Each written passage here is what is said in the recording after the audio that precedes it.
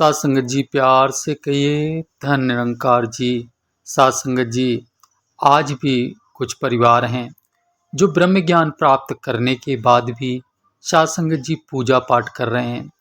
साध संगत जी पूजा पाठ उनकी देवी देवताओं तक ही सीमित नहीं है। साध संगत जी वो पूजा पाठ सदगुरु बाबा हरदेव सिंह जी की तस्वीर में भी करने लगे हैं। सदगुरु माता सुदीक्षा जी की तस्वीर में भी करने लगे हैं।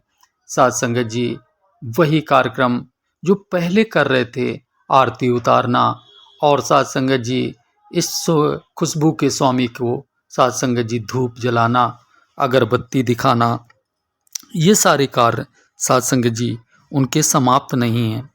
तो साध संगत जी दास ऐसा ही आज इस वीडियो के माध्यम से ऐसे परिवारों को दास संदेश देने का प्रयास कर रहा है कि साध संगत जी ये जो आप कर रहे हैं ये उचित नहीं है।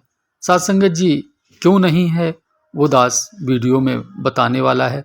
तो साध संगत जी दास विनती करना चाहेगा कि जानकारी साध संगत जी तभी प्राप्त हो सकती है जब साध संगत जी हम पूर्ण बात को सुनेंगे। अगर हम पूरी बात नहीं सुनते हैं तो साध संगत जी अधूरा ज्ञान फिर साध संगत जी हमें समझ में आने वाला भी नहीं है।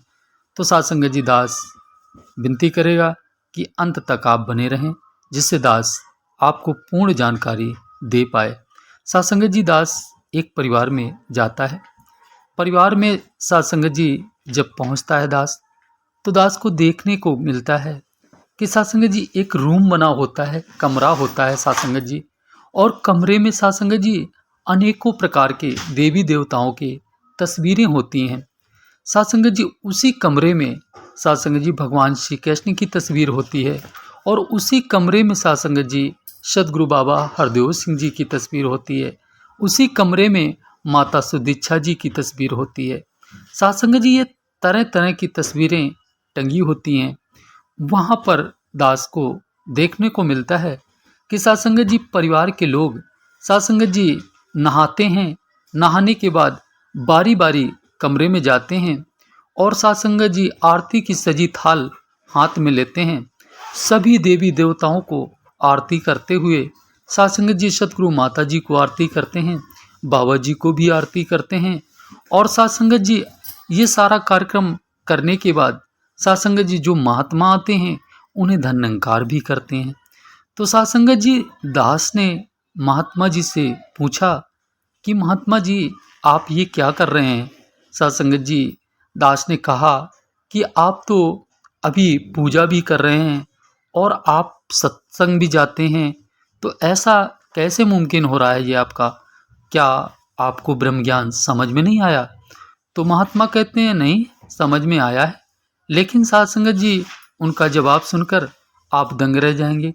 उन्होंने कहा कि साध संगत जी ब्रह्म ज्ञान समझ में आया है, लेकिन साध संगत जी वो कह रहे थे कि हम पिताजी की पूजा करके फिर माता जी की पूजा करते हैं। माता जी की पूजा कर लें और पिताजी की पूजा ना करें तो पिताजी नाराज हो जाएंगे। साध संगत जी दास ने सुना तो दास भी चौंक गया कि ऐसा क्या कि पिताजी की आप पूजा करेंगे नहीं तो पिताजी नाराज हो जाएंगे, और माताजी की पूजा नहीं करेंगे तो माताजी नाराज हो जाएंगी, ऐसा भी कुछ है क्या? तो साध संगत जी दास ने उनसे और प्रश्न किए कि ऐसा कैसे हो सकता है, पिताजी कौन है? तो कहने लगे भगवान श्री कृष्ण पिताजी हैं। तो दास ने कहा माताजी कौन है? तो कहने लगे माता सदगुरु माता सुदीक्षा जी हैं। तो दास ने कहा फिर आप सदगुरु बाबा हरदेव सिंह जी को क्या मानते हो? तो कहने लगे सदगुरु बाबा हरदेव सिंह जी भी साध संगत जी जब थे तो उनको हम पिताजी मानते थे। तो दास ने कहा फिर आप इनको पिता इनको माता मानते, फिर उधर पिता इधर माता, ये क्या है? तो कहने लगे आप सदगुरु बाबा जी रहे नहीं। तो दास ने कहा फिर तो ऐसे तो शरीर करके कोई भी नहीं है। तो साध संगत जी उनका कहते हैं ये बात हमारे समझ में नहीं आती है, लेकिन हमें इतना लगता है, हमारी ये श्रद्धा है कि हम भगवान श्री कृष्ण को पिता मानते हैं और सदगुरु माता जी को माता जी मानते हैं। दास ने जब उनकी बात सुनी तो दास ने कहा कि महात्मा जी, आप जो भी कर रहे हैं ये गलत कर रहे हैं, और आप फिर से ब्रह्म ज्ञान लीजिए और इन कर्मकांडों से अपने आप को बचाइए। साधुसंग जी, दास ने प्रयास किया कि इन्हें पूर्ण तरीके से दास इस कर्मकांड से बचा पाए। तो साधुसंग जी, दास ने उनसे कहा कि जब आपने ब्रह्म ज्ञान लिया तो आपको सदगुरु बाबा हरदेव सिंह जी का विराट रूप लखाया गया। साधुसंग जी, आपने वो रूप देखा था? तो कहने लगे हाँ। तो दास ने कहा कि वो रूप चारों दिशाओं में फैला हुआ परमात्मा है। ऐसे प्रभु परमात्मा को आपने हाजिर नाजिर देखा है? तो कहने लगे हाँ। तो दास ने कहा फिर आप इस निराकार प्रभु परमात्मा से प्रेम क्यों नहीं करते हैं? इससे अपना रिश्ता क्यों नहीं जोड़ रहे हैं? इसको अंग संग महसूस क्यों नहीं कर रहे हैं? इसको अंग संग देख क्यों नहीं रहे हैं? तो महात्मा कहते हैं कि देखता हूँ, फिर भी पूजा करता हूँ, अपना 1 घंटे आधा घंटे सुबह, आधा घंटे शाम, ऐसे अपना पूजा पाठ करता रहता हूँ। तो साधुसंग जी, दास ने कहा कि आप अभी कह रहे थे कि भगवान श्री कृष्ण को पिता मानते हैं और सदगुरु माता जी को माता जी मानते हैं।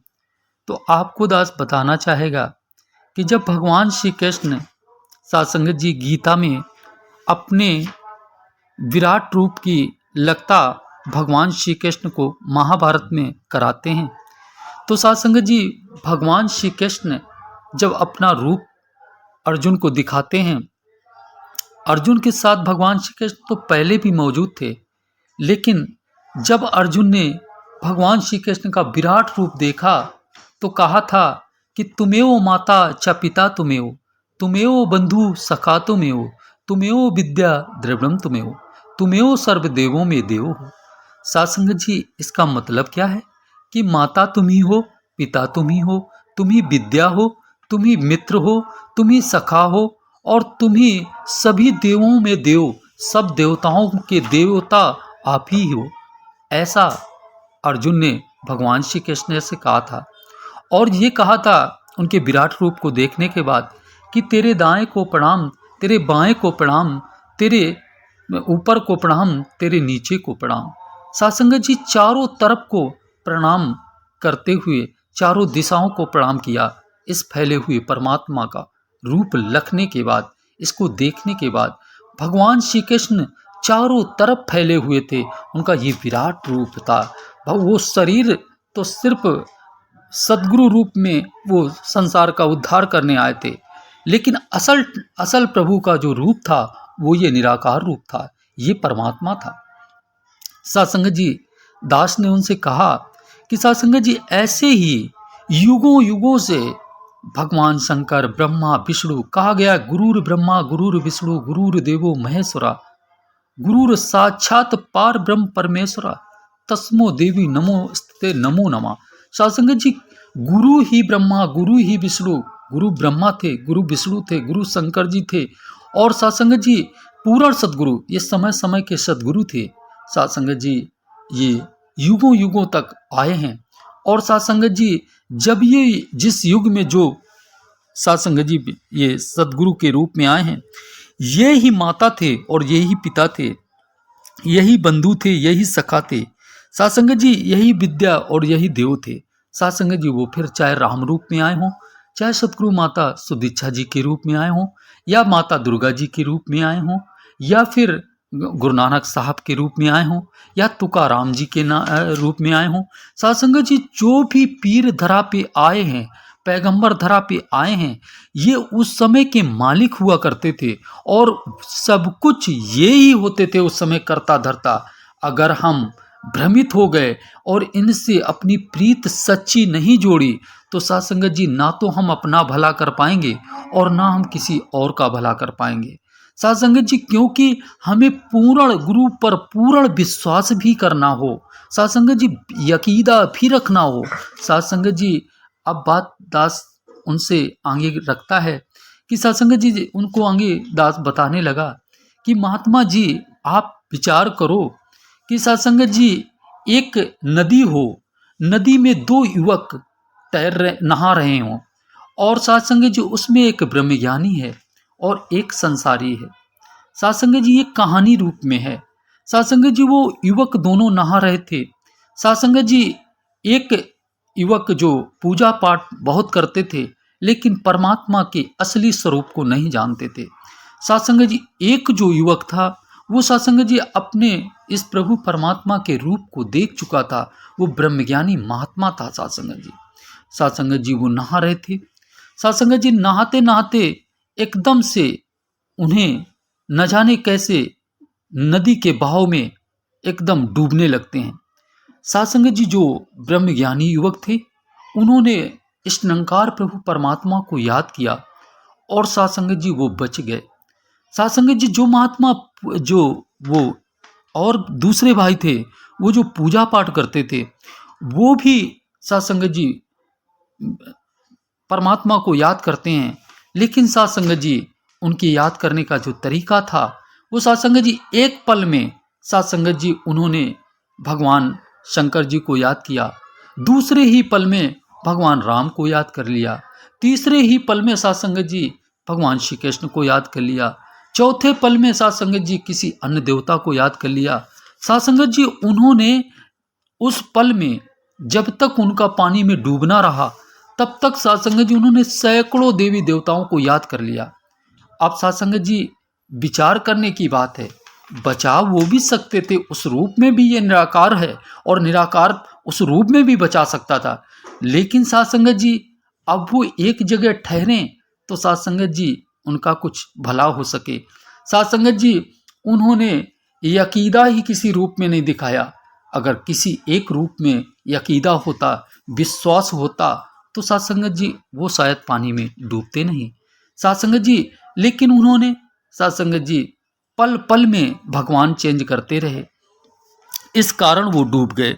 साथ संगत जी जो ब्रह्मज्ञानी युवक थे, महात्मा थे, उन्होंने साथ संगत जी स्वयं को बचाया इस निराकार से अपनी प्रीत जोड़कर, क्योंकि साथ संगत जी ब्रह्मज्ञानी संत का एक ही सहारा होता है।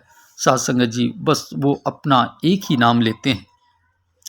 तो साथ संगत जी जैसे ही इस निराकार प्रभु परमात्मा की कृपा हुई और महात्मा बच जाते हैं तो वो साथ संगत जी अपने मित्र को भी बचा लेते हैं। साथ संगत जी जब दोनों मित्र पानी के बाहर आते हैं तो साथ संगत जी लोग आकर पूछने लगते हैं कि क्या हुआ, कैसे बचे, कैसे डूबे, कैसे बचे। तो साथ संगत जी महात्मा ने कहा कि अचानक से दास का पैर फिसला और दास डूबने लगा, तो दास ने तो अपने प्रभु को याद किया और प्रभु ने दास को संभाल लिया। साथ संगत जी दास जब बचा तो दास को पैरों में आहट मिली, उस आहट के दम पे साथ संगत जी इनका हाथ पकड़ के दास ने खींच लिया तो इनको भी दास बचा पाया, नहीं तो ये तो बह चले थे।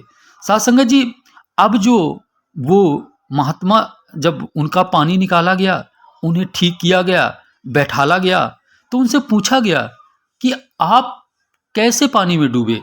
तो कहने लगे कि कारण तो यही था कि पानी में पैर फिसला और अचानक से दास संभल नहीं पाया और डूब गया। लेकिन साथ संगत जी उन्होंने कहा फिर क्या आपने किसी भगवान को याद नहीं किया। तो कहते हैं याद तो किया, दास ने सभी भगवानों को याद किया उस पल पे, लेकिन दास को किसी ने बचाया ही नहीं। तो साथ संगत जी वो उस पल साथ संगत जी बात याद, तो साथ संगत जी दास के कहने का भाव क्या है कि साथ संगत जी ऐसा कहीं हम भी तो नहीं कर रहे हैं कि साथ संगत जी कहीं रुकने का नाम ही ना लें। साथ संगत जी क्योंकि अगर हम नहीं रुके तो साथ संगत जी फिर ना तो हम खुद का भला कर पाएंगे और ना किसी और का भला कर पाएंगे। तो साथ संगत जी दास और शब्दों का सहारा नहीं लेगा। अंत में साथ संगत जी बस यही प्रार्थना करना चाहेगा कि जो भी भाई बहन संत महात्मा इस वीडियो को देख रहे हैं, तो कोई भी अगर आपकी नज़र में इस तरह का कार्य करते महात्मा मिलते हैं तो उनके चरणों में ज़रूर विनती रखें कि आप ऐसा मत करें। आप इस निरंकार प्रभु परमात्मा से अपनी सच्ची प्रीत जोड़ें, ये ही आपका उद्धार करेगा, ये ही आपका भला करेगा और आपके जीवन को खुशहाल बनाएगा। साथ संगत जी प्यार से कहिए धन निरंकार जी।